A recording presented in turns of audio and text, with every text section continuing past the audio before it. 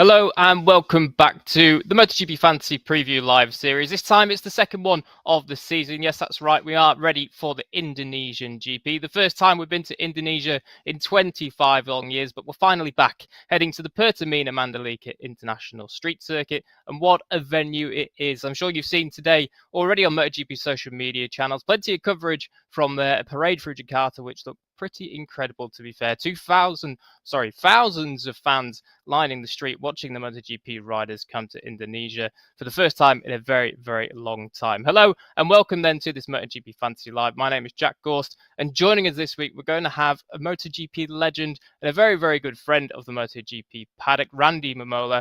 And well, before we introduce him, just need to mention that we are live on Twitch. And this time, if you're watching on Twitch, there's going to be a little poll in the chat box there, or just above the chat box for you. We want to know who you think is going to win the race on Sunday. There's certainly a lot of talk about who could do that after some very, very strong performances in pre-season testing there at the Mandalika test. So then, let's get on with it. Let's introduce our guest for this one, Randy Mamola, MotoGP legend and all-round good guy. Hi, Randy. How are you doing? Good to see you again. Back on these MotoGP Fantasy Lives once more. Jack, it's great to be here. And, MotoGP Fantasy is going to be a very, very tough task if you think about the championship and so on. But really good to be asked at short notice last night. Yeah, sorry. But it's always good to be a guest. No. It's always good to be a guest here. It's always good to chat with the fans and let the fans know from our side here in Barcelona, what we're thinking, and we're pretty much thinking what they are, how great this 2022 season started out and how great it's going to be. Well, that's exactly what I want to come on to, really. What are you thinking? Qatar GP, the opener of the season, and what a race it was, and Ea Bastianini taking the victory. Did you see that one coming, Randy, or not? With Bastianini, yes. I think the surprise of everybody would have to have been Brad Binder, that finished in second place and very, very close to getting Ineos on the last lap. But my whole thing was I did something with the El País newspaper about a week ago, and they asked me about Mark being the guy that obviously is a multi-world champion in MotoGP class. And what do I think about his chances? What about him coming back? He looks more fit. The bike is better and so on. And what I did was I said I would judge it on how Paul did in qualifying. And that's because Paul was basically 8th in one of the races last year and 12th or 13th in the other. And then you saw how Paul was very, very strong right from the beginning. This showed me that the Honda was that much better already for Paul, as well as for Mark. So looking at that, again, the surprise was still Brad Binder up in that performance. But don't forget, 3 riders didn't finish that were in the top last year, with Martin, Bagnaia going down together, and obviously Jack Miller. So there's 3 more bikes to add going into the Mandalika race that did not finish in last week's race, which is something that's comparable that could easily be on the podium. Yeah, definitely. Well, you say about Pecco Bagnaia there, and it's interesting you bring him up because the person we had on the MotoGP Fantasy Preview show last time for the Qatar GP was Fabio Di Gianantonio, and he actually put Pecco into the team. So let's bring up that team now and have a quick look at what Fabio chose to do last week. So you can see it there then. He had Pecco Bagnaia himself in at the gold team as well. Obviously chose Ducati, no real surprises there. But he did also choose the race winner Ea Bastianini and Alex Rins, the man that the whole weekend most were tipping for a very, very good performance, if not the victory on Sunday. But of course, it didn't really work out too well for the Suzukis in the end. But coming into Mandalika, Randy, looking at this team, do we think this could be a strong team, or are there some changes that you think we could make to improve it? Well, the problem always is when you're coming into this is how much money we have to spend, and that opportunity. In this season, the Ducati expense for obviously the manufacturer has gone up in comparison to where Honda was and Suzuki, Yamaha, et cetera. And so by using Ducati, and if you're going to stay with Ducati, then you've got much less to spend. if we were to take someone out like Bagnaia, who's a high, uh, high at 3.6 million, yeah, 3.6 Yeah, million. correct. I think someone like Paul Espargaro, who not only was super happy about being third in the race, he also is very content at going back to the Mandalika circuit where he finished on the top at the end of the 3-day test. And I think he actually was on the first day was first as well as the third day. Yeah, correct. So Yeah. the Hondas again the Hondas are working well there. I think even the LCR team, both with Alex Marquez and Nakagami, did quite well there. So we know the Hondas are working well. The Suzuki's did really well there as well, and you can't take out Bastianini, who won the race.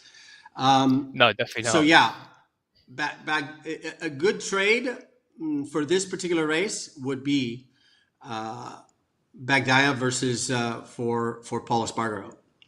Okay, so if I that's the I know first trade, I know there's going to be a lot of people going, what? yeah. Uh, But there are some very, very valid reasons as to why, maybe taking Pecco out just for now isn't such a terrible idea. Of course, he didn't exactly have the best start in Qatar, as you mentioned, crashed out with Jorge Martin, and I think lap 11 of the race.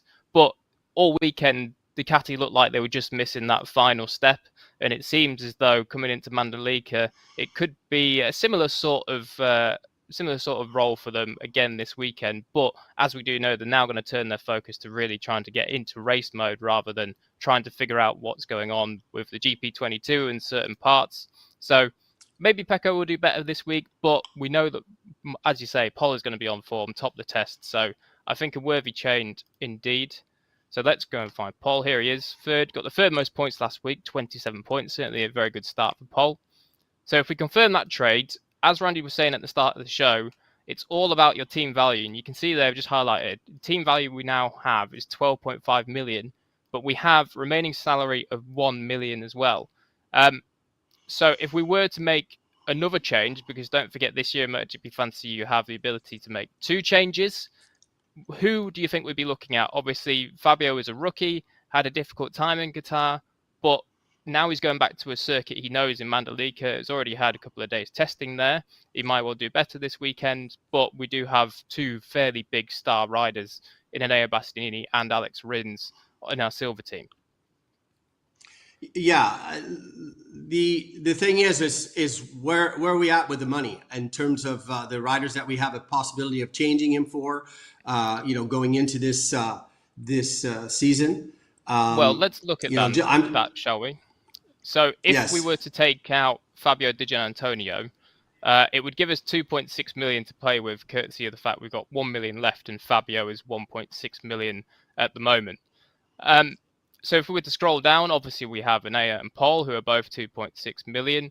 But then someone like Alessio Spargaro or Johan Zarco or Marc Marquez would be out of reach. But Takaki Nakagami, who's another one that's within reach, Darren Binder, Remy Gardner, Andrea Dovizioso, Luca Marini, who actually topped the second day of the test and I think was third overall in Mandalika at the Mandalika test. So certainly not a bad shout. Jorge Martin is 2.6 million, which would use up all our budget. And then you look down and we still have Ralph Fernandez, Franco Morbidelli, slowly recovering from that knee injury at 2.2 million. Miller is a bit too expensive at 3.2, but there's Miguel Oliveira on the other KTM, and we know that KTM are constantly getting better at the moment at 2.1. And then Marco Bezzecchi and Alex Marquez at 1.6 and 1.9. So there's quite a few names in there that you think, okay, they could be a worthy option. Certainly someone like Jorge Martin, or what was the other one? Franco Morbidelli might be a good choice as well. So from that list that we've seen, Randy, any guesses as to who could be the best one? So at the moment, I'm sure that Brad Binder is out of the question. Is that true? He's too expensive. Because we've got 2.6 to play with, and he is 3.2 million. Okay. Listen, this is always a tough one. Maverick did very well in the test, and I was surprised that he didn't go as well as I thought he would in Qatar. So he's a good possibility. Although he just needs out, even Maverick is too expensive for us, which is really? a shame. Yes. Yeah. Only 2.6, and Maverick is 3 million. So Okay, so going down the list, Nakagami on the Honda, is Alex Marquez available? he is, yes. Alex I Marquez is down here I at don't 1.9. I don't remember. I don't remember on the test where these guys finished. So hold on one sec. I I'm looking at it believe right now. I believe Alex is Alex Marquez was around 10th. top. Was Yeah, 10th top 10. overall 10th, and Yep. only a half a second. And this is the problem this year for anybody who's trying to pick your fantasy league.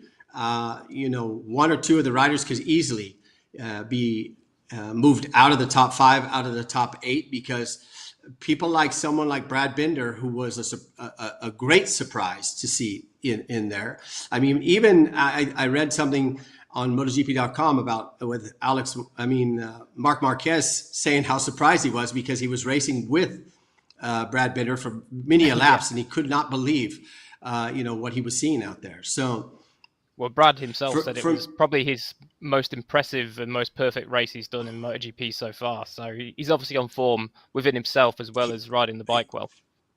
Well, the preseason testing didn't go well for KTM, especially at the beginning of the year in Malaysia, and then going into Mandalika. But they finished quite well because Binder on Sunday puts his cape on, and he can come from anywhere on that grid. And it's the same thing like Bastianini, what we saw in Misano last year, qualifying on the third or the fourth row and coming through to get a podium. Yep. So anything is of the possibility. Let's see, whereas Nakagami was basically 13th place. Yep. And the reason why I'm going with somebody who's has more experience is just the fact of having more experience. But in saying that, as you know, we have this point system that if somebody qualifies in the back and actually moves forward, they seem to get a lot of points. And Yeah. and can easily change your team drastically. Well, one of the things we actually saw last year, because it's worth picking up on Taka here, because last year we saw a lot of times throughout the MotoGP fantasy game that Taka was actually consistently scoring roughly 20 points. And I mean, he's done it almost again here in Qatar for round 1, 18 points. And that's really not that bad at all. I mean, what is that? 1, 2, 3, 4, 5, 6. He's 7th most points out of everyone from last week, from last round, sorry. And he's outscored a lot of people that are more expensive than him. So Taka is a fairly cheap option at 2.2 and a person that we know isn't really going to do anything silly and, crash too much. This new Honda looks like it's a very safe bike, and Taka can be quick anywhere, really. So he's certainly a good choice to bear in mind.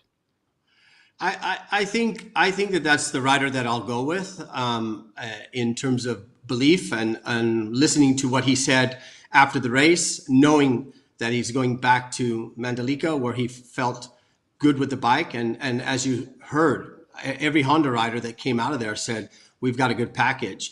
The thing is, you can't always go by the testing results and so on, other than the fact that there was 19 riders within the same second.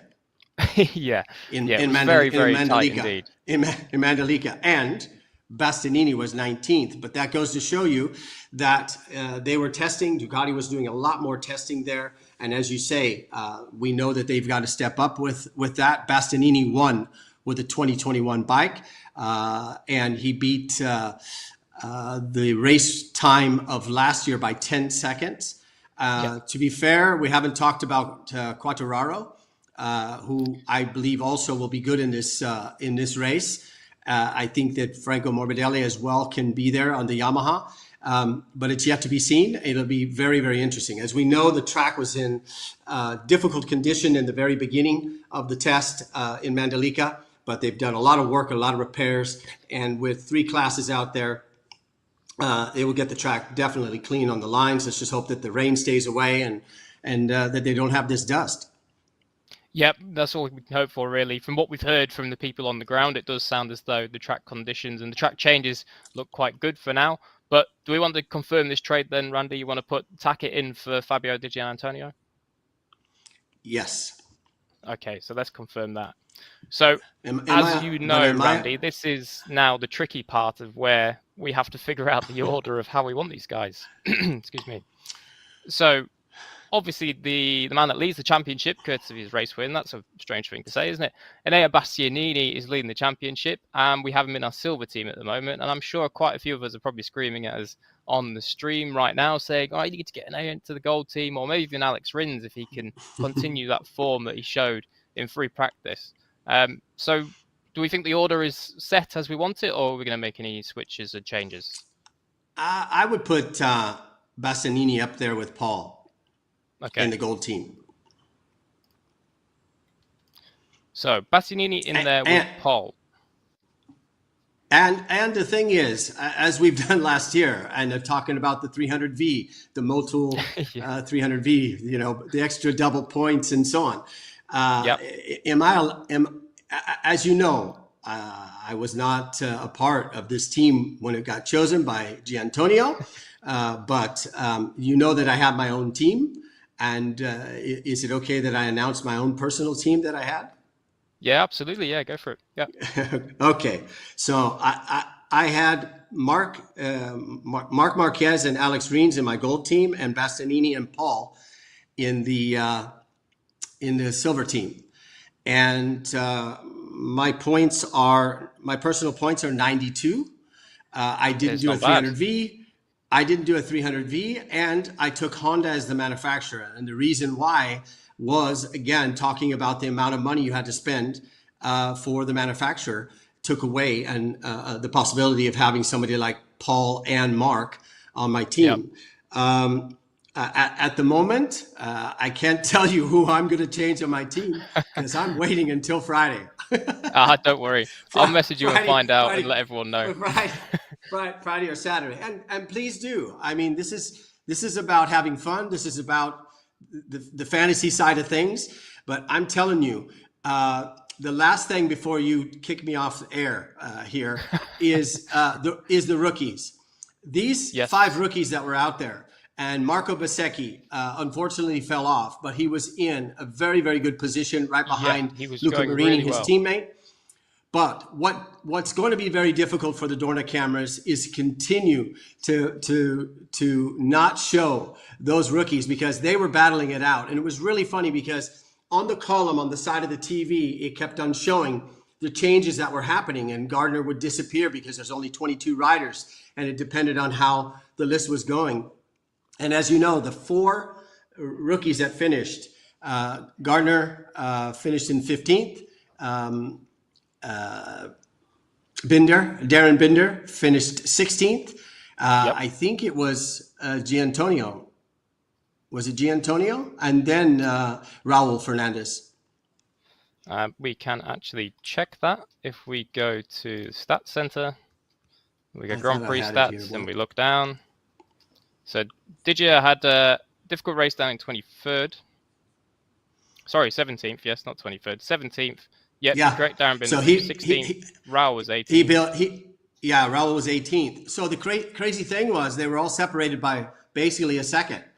And for me, the surprise out of that, I mean, Remy Gardner, who's a good friend, family friend here, would probably not like this if I say this, but I was pleasantly surprised at Darren Binder's race.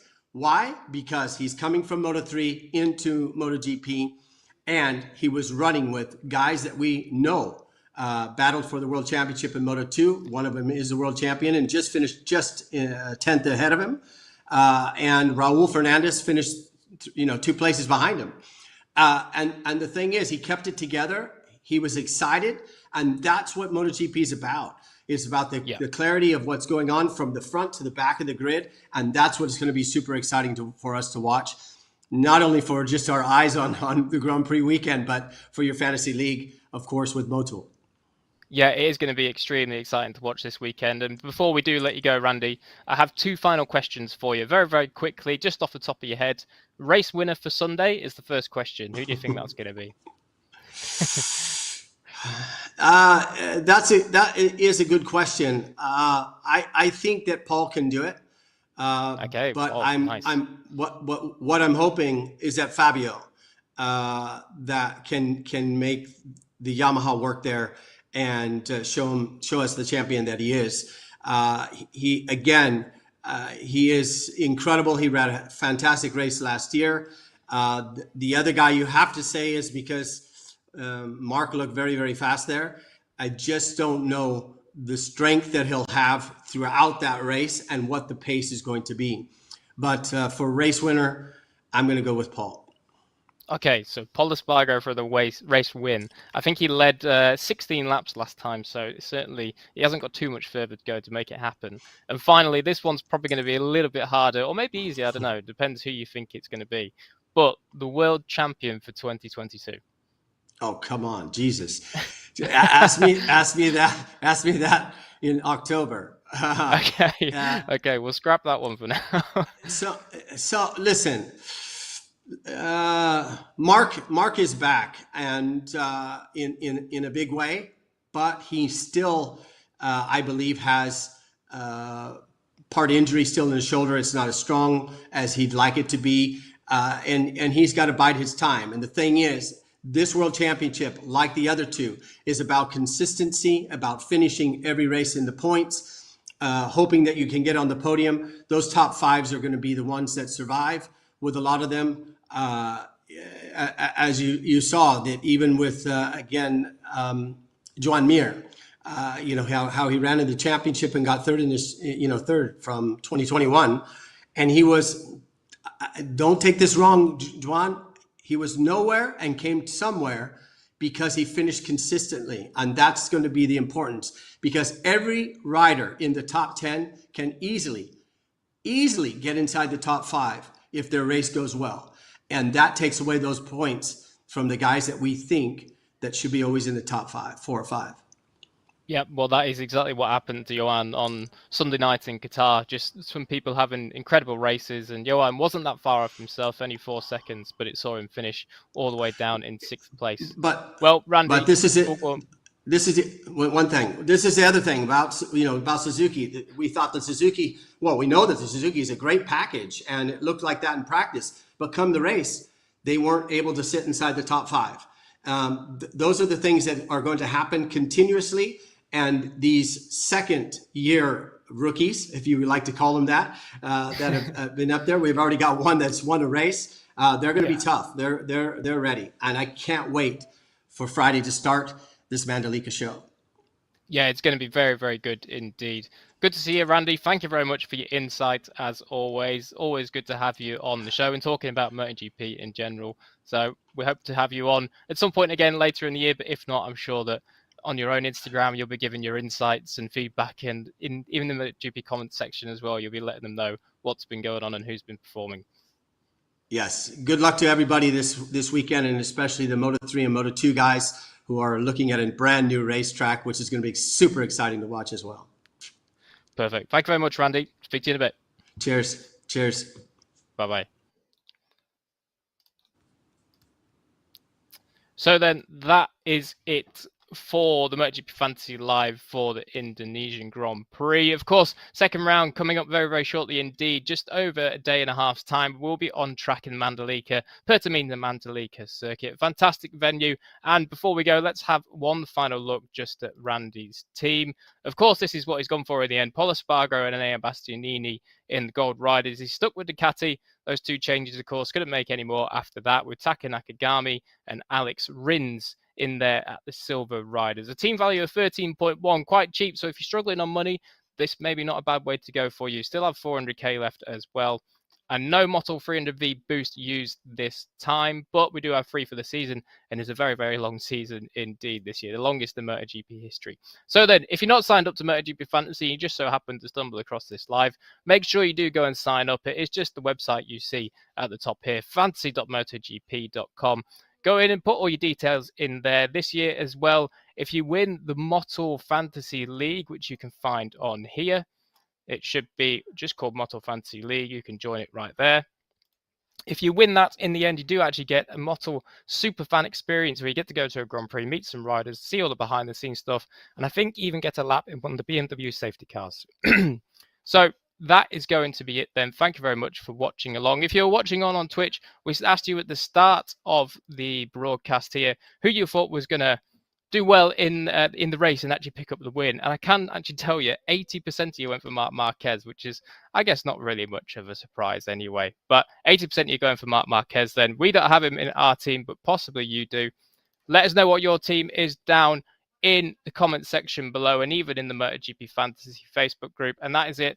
Thank you very much for listening and watching along with myself and Randy Mamola, and enjoy the first Indonesian Grand Prix in 25 years. Thank you very much.